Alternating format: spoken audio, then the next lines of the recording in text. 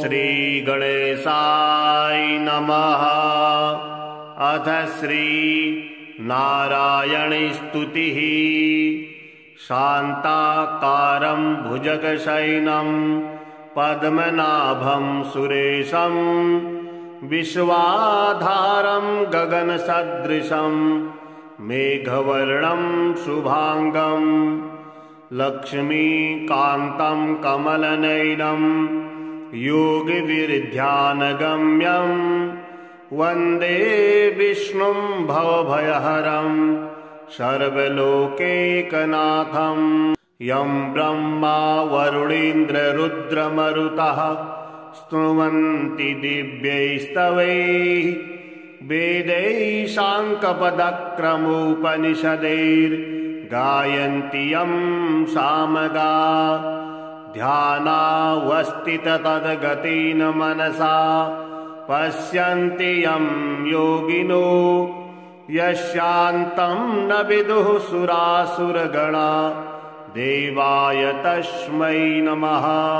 हे राम पुरुषोत्तम नरहरे नारायण केशव गोविंद गरुड़ध्वज गुणनिधे दामोदर माधव। हे कृष्ण कमलापते यदुपते सीतापते श्रीपते वैकुंठाधिपते चराचरपते लक्ष्मीपते पाहि माम्। आदौ रामतपोवनादिगमनं हत्वा मृगं काञ्चनं वैदेहीहरणं जटायुमरणं सुग्रीवसम्भाषणं वालीनिर्दलनं समुद्रतरणं लङ्कापुरीदाहनं पश्चाद्रावणकुम्भकर्णहननम् एतद्धि रामायणम्। आदौ देवकी गर्भजननं गोपीगृहे वर्धनं मायापूतनजीवितापहरणं गोवर्धनोद्धारणं कंसोच्छेदनकौरवादिहननं कुन्तीसुतापालनम् एतत् श्रीमद्भागवत पुराण कथितं श्रीकृष्णलीलामृतम्। कस्तूरीतिलकं ललाटपटले वक्षःस्थले कौस्तुभं नासाग्रे वरमौक्तिकं करतले वेणुः करे कङ्कणम् सर्वाङ्गे हरिचन्दनं सुललितं कण्ठे च मुक्तावलिः गोपश्री परिवेष्टितो विजयते गोपालचूडामणिः। फूलेन्दीवरकान्तिमिन्दुवदनं बर्हावतंसप्रियं श्रीवत्साङ्कमुदारकौस्तुभधरम् पीताम्बरं सुन्दरं गोपीनां नयनोत्पलार्चिततनुं गोगोपसंघावृतं गोविन्दं कलवेणुनादनपरं दिव्याङ्गभूषं भजे।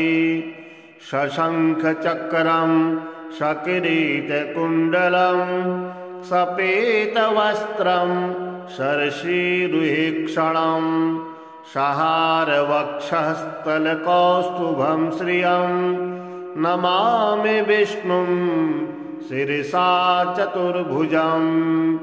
त्वमेव माता च पिता त्वमेव बन्धुश्च सखा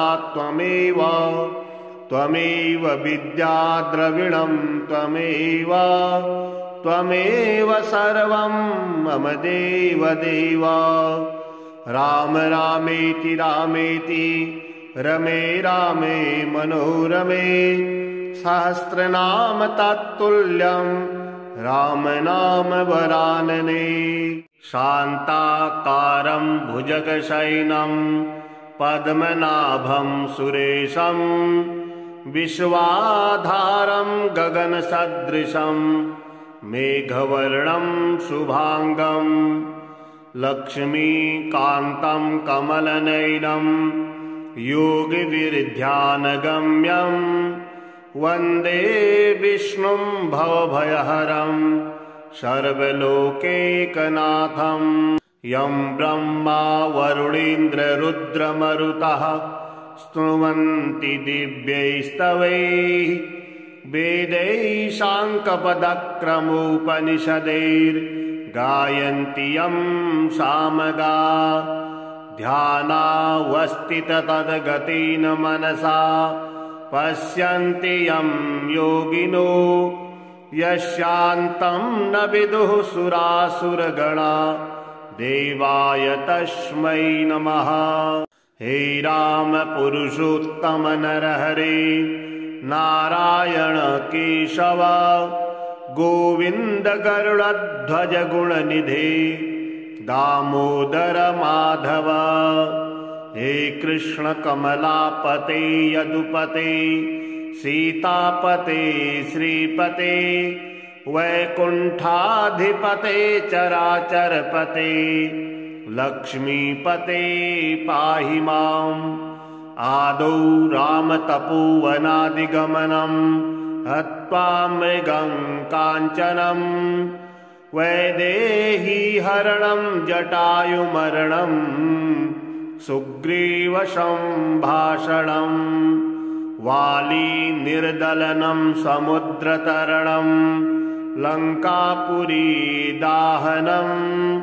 पश्चाद्रावणकुम्भकर्णहननम् एतद्धि रामायणम्। आदौ देवकी गर्भजननं गोपीगृहे वर्धनं मायापूतनजीवितापहरणं गोवर्धनोद्धारणं कंसोच्छेदनकौरवादिहननं कुन्तीसुतापालनम् एतत् श्रीमद्भागवत पुराण कथितं श्रीकृष्णलीलामृतं कस्तूरीतिलकं ललाटपटले वक्षःस्थले कौस्तुभं नासाग्रे वरमौक्तिकं करतले वेणुः करे कङ्कणम् सर्वाङ्गे हरिचन्दनं सुललितं कण्ठे च मुक्तावलिः गोपश्री परिवेष्टितो विजयते गोपालचूडामणिः फूलेन्दीवरकान्तिमिन्दुवदनं बर्हावतंसप्रियं श्रीवत्साङ्कमुदारकौस्तुभधरम् पीताम्बरं सुन्दरं गोपीनां नयनोत्पलार्चिततनुं गोगोपसङ्घावृतं गोविन्दं कलवेणुनादनपरं दिव्याङ्गभूषं भजे शशङ्खचक्रं सकिरीटकुण्डलं सपेतवस्त्रं शर्षीरुहेक्षणं सहारवक्षस्थलकौस्तुभं श्रियं नमामि विष्णुं शिरसा चतुर्भुजं त्वमेव माता च पिता त्वमेव बन्धुश्च सखा त्वमेव विद्या द्रविणं त्वमेव सर्वं मम देव। राम रामेति रमे रामे मनोरमे सहस्रनाम तत्तुल्यं राम नाम वरानने। शान्ताकारं भुजगशयनं पद्मनाभं सुरेशं विश्वाधारं गगनसदृशं मेघवर्णं शुभांगं लक्ष्मीकान्तं कमलनयनं योगिविरध्यानगम्यं वन्दे विष्णुं भवभयहरं सर्वलोकैकनाथं। यं ब्रह्मा वरुणेन्द्ररुद्रमरुतः स्तुवन्ति दिव्यैस्तवैः वेदैः साङ्ख्यपदक्रमोपनिषदैर्गायन्ति यं सामगा। ध्यानावस्थिततद्गतेन मनसा पश्यन्ति यं योगिनो यस्यान्तं न विदुः सुरासुरगणा। देवाय तस्मै नमः। हे राम पुरुषोत्तम नरहरे नारायण केशव गोविन्द गरुडध्वज गुणनिधे दामोदर माधव। हे कृष्ण कमलापते यदुपते सीतापते श्रीपते वैकुण्ठाधिपते चराचरपते लक्ष्मीपते पाहि माम्। आदौ रामतपोवनादिगमनं हत्वा मृगं काञ्चनं वैदेहीहरणं जटायुमरणं सुग्रीवसम्भाषणं वालीनिर्दलनं समुद्रतरणं लङ्कापुरीदाहनं पश्चाद्रावणकुम्भकर्णहननम् एतद्धि रामायणम्। आदौ देवकी गर्भजननं गोपीगृहे वर्धनं मायापूतनजीवितापहरणं गोवर्धनोद्धारणं कंसोच्छेदनकौरवादिहननं कुन्तीसुतापालनम् एतत् श्रीमद्भागवत पुराण कथितं श्रीकृष्णलीलामृतम्।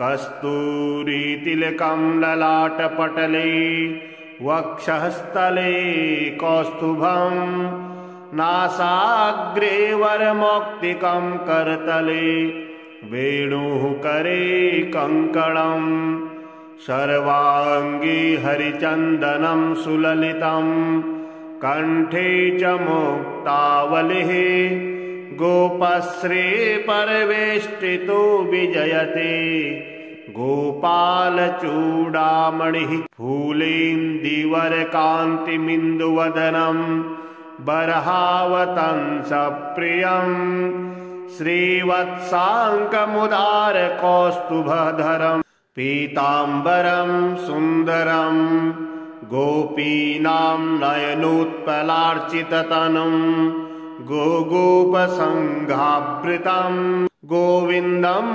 कलवेणुनादनपरं दिव्याङ्गभूषं भजे। शशङ्खचक्रं सकिरीटकुण्डलं सपेतवस्त्रं शर्षीरुहेक्षणं सहारवक्षःस्थलकौस्तुभं श्रियं नमामि विष्णुं शिरसा चतुर्भुजं। त्वमेव माता च पिता त्वमेव त्वमेव बन्धुश्च सखा त्वमेव त्वमेव विद्या द्रविणं त्वमेव त्वमेव सर्वं मम देव देव। राम रामेति रामेति रमे रामे मनोरमे सहस्रनाम तत्तुल्यं राम नाम वरानने। शान्ताकारं भुजगशयनं पद्मनाभं सुरेशं विश्वाधारं गगनसदृशं मेघवर्णं शुभांगं लक्ष्मीकान्तं कमलनयनं योगिविरध्यानगम्यं वन्दे विष्णुं भवभयहरं सर्वलोकैकनाथं। यं ब्रह्मा वरुणेन्द्ररुद्रमरुतः स्तुवन्ति दिव्यैस्तवैः वेदैशाङ्कपदक्रमोपनिषदैर्गायन्ति यं सामगा ध्यानावस्थित तद्गतेन मनसा पश्यन्ति यं योगिनो यस्यान्तं न विदुः सुरासुरगणा देवाय तस्मै नमः। हे राम पुरुषोत्तम नरहरे नारायण केशव गोविन्द गरुडध्वज गुणनिधे दामोदर माधव। हे कृष्ण कमलापते यदुपते सीतापते श्रीपते वैकुण्ठाधिपते चराचरपते लक्ष्मीपते पाहि माम्। आदौ रामतपोवनादिगमनं हत्वा मृगं काञ्चनं वैदेहीहरणं जटायुमरणं सुग्रीवसम्भाषणं वालीनिर्दलनं समुद्रतरणं लङ्कापुरीदाहनं पश्चाद्रावणकुम्भकर्णहननम् एतद्धि रामायणम्। आदौ देवकी गर्भजननं गोपीगृहे वर्धनं मायापूतनजीवितापहरणं गोवर्धनोद्धारणं कंसोच्छेदनकौरवादिहननं कुन्तीसुतापालनम् एतत् श्रीमद्भागवत पुराण कथितं श्रीकृष्णलीलामृतम्।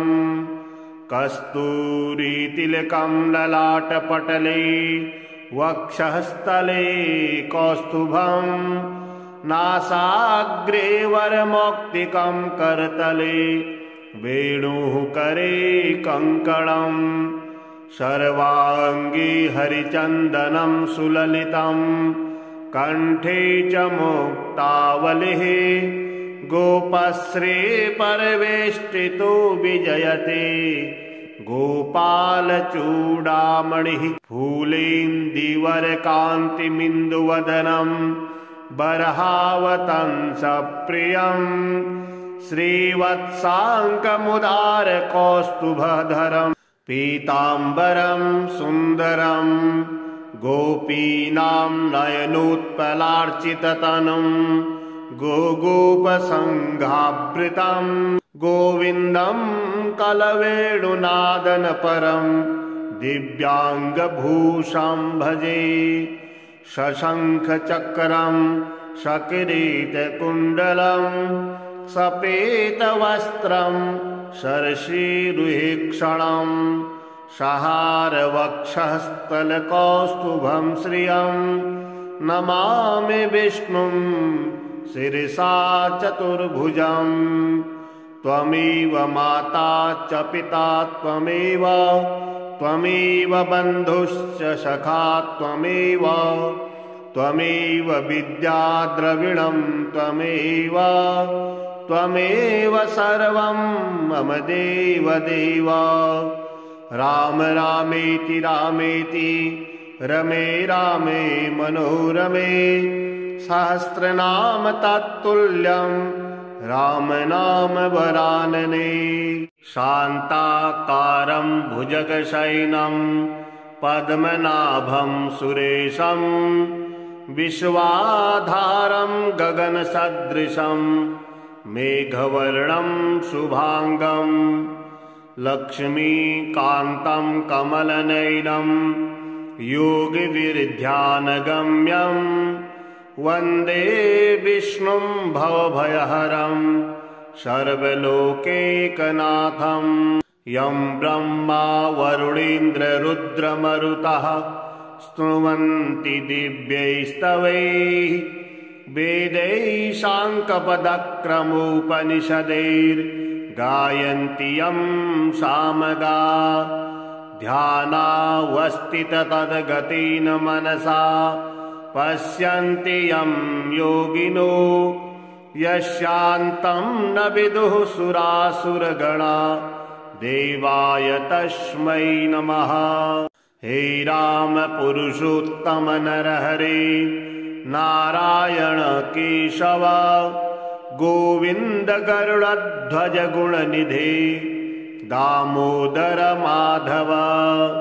हे कृष्ण कमलापते यदुपते सीतापते श्रीपते वैकुंठाधिपते चराचरपते लक्ष्मीपते पाहि माम्। आदौ रामतपोवनादिगमनं हत्वा मृगं काञ्चनं वैदेहीहरणं जटायुमरणं सुग्रीवसम्भाषणं वालीनिर्दलनं समुद्रतरणं लङ्कापुरीदाहनं पश्चाद्रावणकुम्भकर्णहननम् एतद्धि रामायणम्। आदौ देवकी गर्भजननं गोपीगृहे वर्धनं मायापूतन जीवितापहरणं गोवर्धनोद्धारणं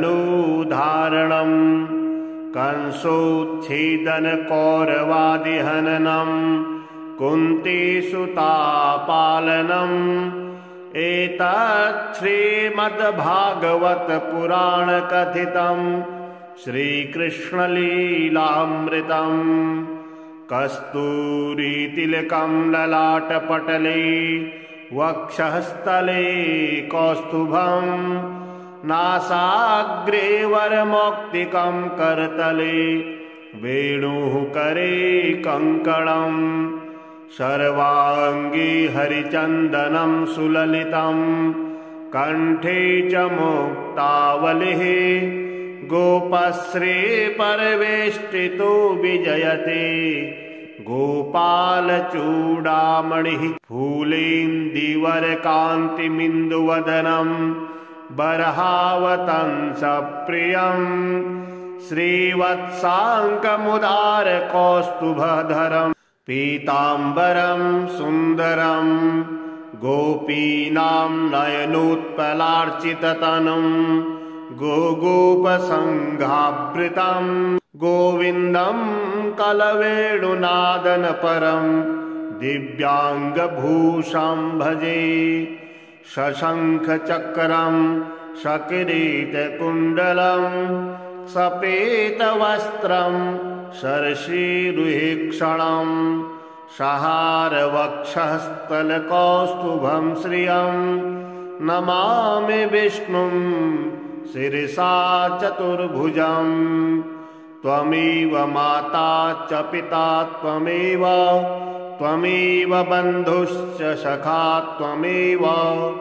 त्वमेव विद्या द्रविणं त्वमेव सर्वं मम देव। राम रामेति रामेति रमे रामे मनोरमे सहस्रनाम तत्तुल्यं राम नाम वरानने।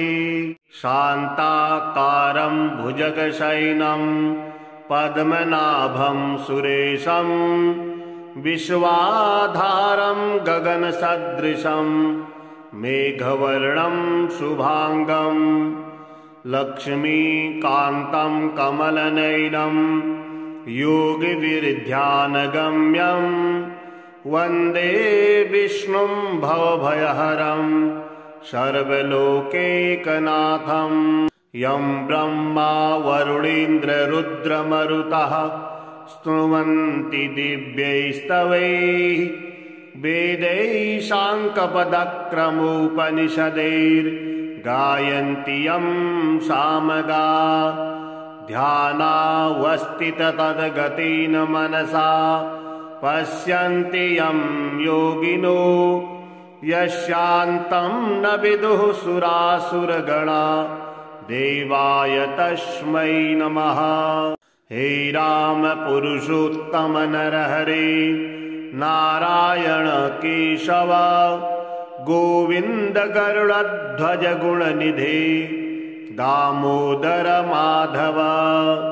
हे कृष्ण कमलापते यदुपते सीतापते श्रीपते वैकुण्ठाधिपते चराचरपते लक्ष्मीपते पाहि माम्। आदौ रामतपोवनादिगमनम् हत्वा मृगं काञ्चनम् वैदेही हरणं जटायुमरणं सुग्रीव सम्भाषणम् वाली निर्दलनं समुद्रतरणं लङ्कापुरी दाहनम् पश्चाद्रावणकुम्भकर्णहननम् एतद्धि रामायणम्। आदौ देवकी गर्भजननम् गोपीगृहे वर्धनम् मायापूतन जीवितापहरणम् गोवर्धनोद्धारणम् कंसोच्छेदन कौरवादिहननम् कुन्तीसुतापालनम् एतत् श्रीमद्भागवत पुराण कथितम् श्रीकृष्णलीलामृतम्। कस्तूरीतिलकं ललाटपटले वक्षःस्थले कौस्तुभम् नासाग्रे वरमौक्तिकं करतले वेणुः करे कङ्कणम् सर्वाङ्गे हरिचन्दनं सुललितं कण्ठे च मुक्तावलिः गोपश्री परिवेष्टितो विजयते गोपालचूडामणिः फूलेन्दीवरकान्तिमिन्दुवदनम् बर्हावतंसप्रियम् श्रीवत्साङ्कमुदारकौस्तुभधरम् पीताम्बरं सुन्दरं गोपीनां नयनोत्पलार्चिततनुं गोगोपसङ्घावृतं गोविन्दं कलवेणुनादनपरं दिव्याङ्गभूषं भजे शशङ्खचक्रं शकिरीटकुण्डलं सपेतवस्त्रं शर्षीरुहेक्षणं सहारवक्षस्थलकौस्तुभं श्रियं नमामि विष्णुं शिरसा चतुर्भुजं। त्वमेव माता च पिता त्वमेव बन्धुश्च सखा त्वमेव विद्या द्रविणं त्वमेव सर्वं मम देवदेव। राम रामेति रामेति रमे रामे मनोरमे सहस्रनाम तत्तुल्यं राम नाम वरानने। शान्ताकारं भुजगशयनं पद्मनाभं सुरेशं विश्वाधारं गगनसदृशं मेघवर्णं शुभांगं लक्ष्मीकान्तं कमलनयनं योगिविरध्यानगम्यं वन्दे विष्णुं भवभयहरं सर्वलोकैकनाथं।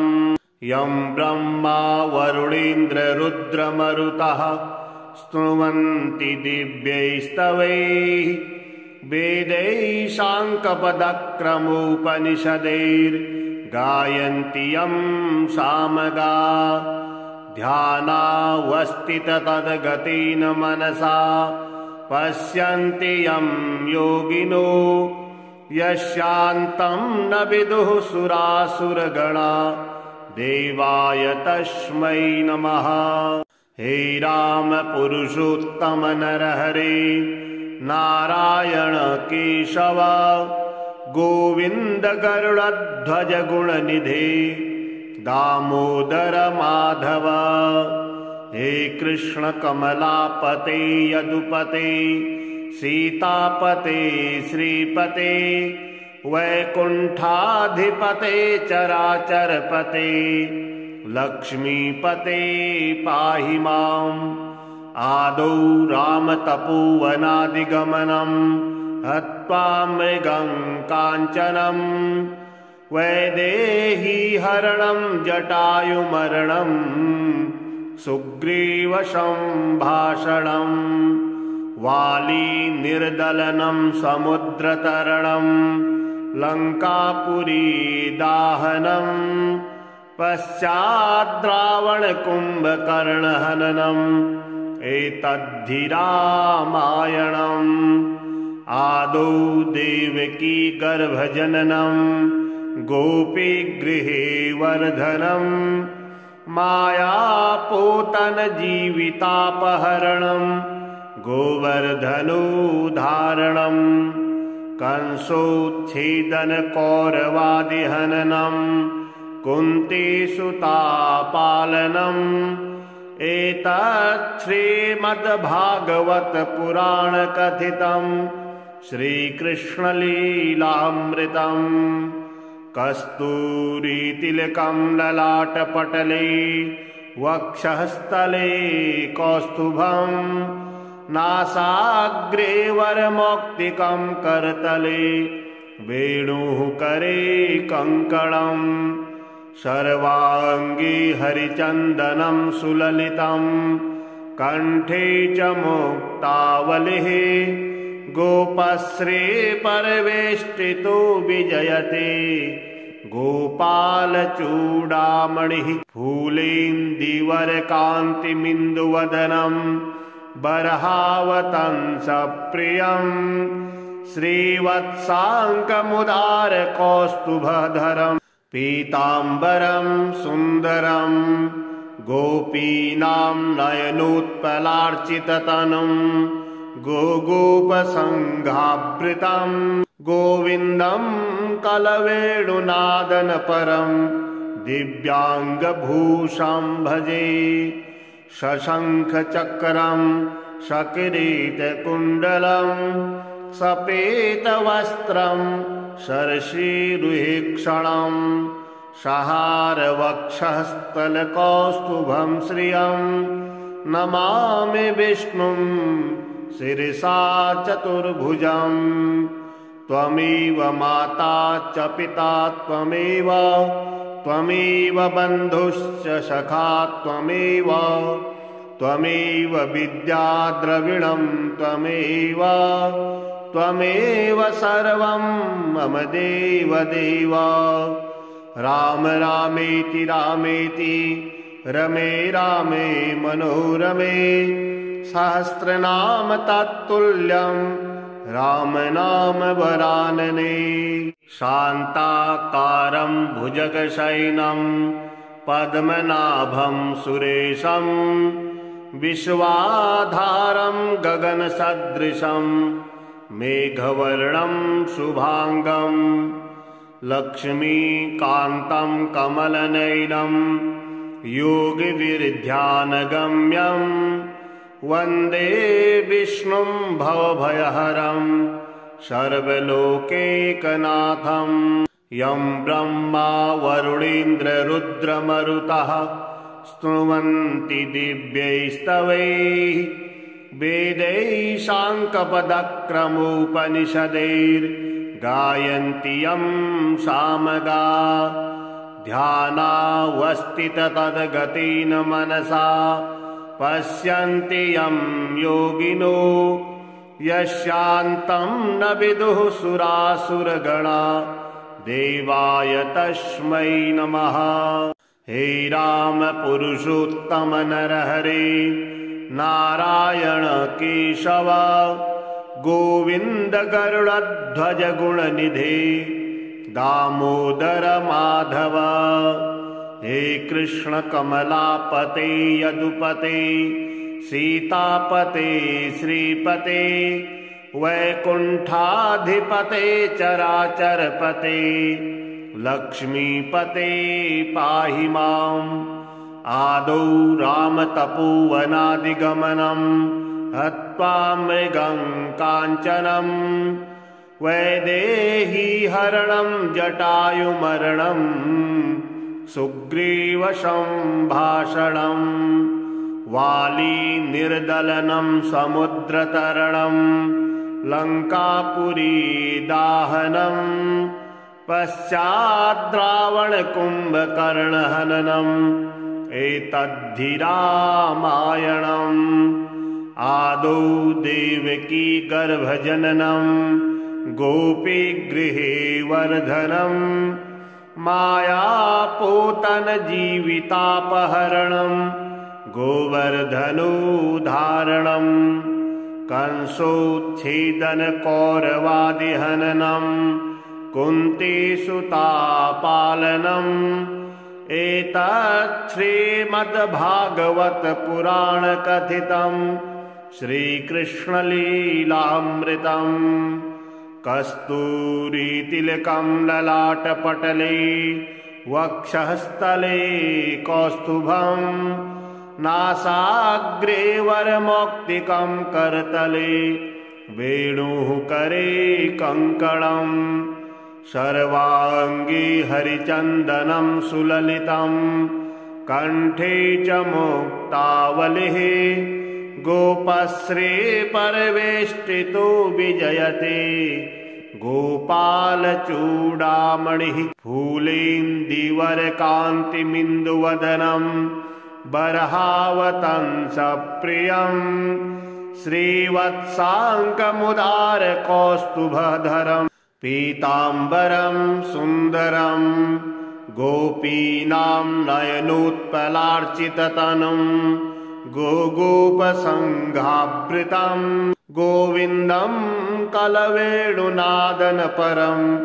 दिव्याङ्गभूषं भजे शशङ्खचक्रं सकिरीटकुण्डलं सपेतवस्त्रं शर्षीरुहेक्षणं सहारवक्षःस्थलकौस्तुभं श्रियं नमामि विष्णुं शिरसा चतुर्भुजं त्वमेव माता च पिता त्वमेव बन्धुश्च सखा त्वमेव विद्या द्रविणं त्वमेव सर्वं मम देव राम रामेति रमे रामे मनोरमे सहस्रनाम तत्तुल्यं राम नाम वरानने शान्ताकारं भुजगशयनं पद्मनाभं सुरेशं विश्वाधारं गगनसदृशं मेघवर्णं शुभांगं लक्ष्मीकान्तं कमलनयनं योगिविरध्यानगम्यं वन्दे विष्णुं भवभयहरं सर्वलोकैकनाथं यं ब्रह्मा वरुणेन्द्ररुद्रमरुतः स्तुवन्ति दिव्यैस्तवैः वेदैः शाङ्कपदक्रमोपनिषदैर्गायन्ति यं सामगा ध्यानावस्थिततद्गतेन मनसा पश्यन्ति यं योगिनो यस्यान्तं न विदुः सुरासुरगणा देवाय तस्मै नमः। हे राम पुरुषोत्तम नरहरे नारायण केशव गोविंद गरुड़ध्वज गुणनिधे दामोदर माधव। हे कृष्ण कमलापते यदुपते सीतापते श्रीपते वैकुंठाधिपते चराचरपते लक्ष्मीपते पाहि माम्। आदौ रामतपोवनादिगमनं हत्वा मृगं काञ्चनं वैदेही हरणं जटायुमरणं सुग्रीवसंभाषणं वाली निर्दलनं समुद्रतरणं लङ्कापुरी दाहनं पश्चाद्रावणकुम्भकर्णहननम् एतद्धि रामायणम्। आदौ देवकी गर्भजननम् गोपीगृहे वर्धनम् मायापूतनजीवितापहरणम् गोवर्धनोद्धारणम् कंसोच्छेदनकौरवादिहननम् कुन्तीसुतापालनम् एतत् श्रीमद्भागवतपुराणकथितम् श्रीकृष्णलीलामृतम्। कस्तूरीतिलकम् ललाटपटले वक्षःस्थले कौस्तुभम् नासाग्रे वरमौक्तिकम् करतले वेणुः करे कङ्कणम् सर्वाङ्गे हरिचन्दनं सुललितं कण्ठे च मुक्तावलिः गोपश्री परिवेष्टितो विजयते गोपालचूडामणिः फूलेन्दीवरकान्तिमिन्दुवदनं बर्हावतंसप्रियम् श्रीवत्साङ्कमुदारकौस्तुभधरम् पीताम्बरं सुन्दरं गोपीनां नयनोत्पलार्चिततनुं गोगोपसङ्घावृतं गोविन्दं कलवेणुनादनपरं दिव्याङ्गभूषं भजे शशङ्खचक्रं सकिरीटकुण्डलं सपेतवस्त्रं शर्षीरुहेक्षणम् सहारवक्षःस्थलकौस्तुभं श्रियं नमामि विष्णुं शिरसा चतुर्भुजं त्वमेव माता च पिता त्वमेव त्वमेव बन्धुश्च सखा त्वमेव त्वमेव विद्या द्रविणं त्वमेव त्वमेव सर्वं मम देव देव। राम रामेति रामेति रमे रामे मनोरमे सहस्रनाम तत्तुल्यं राम नाम वरानने।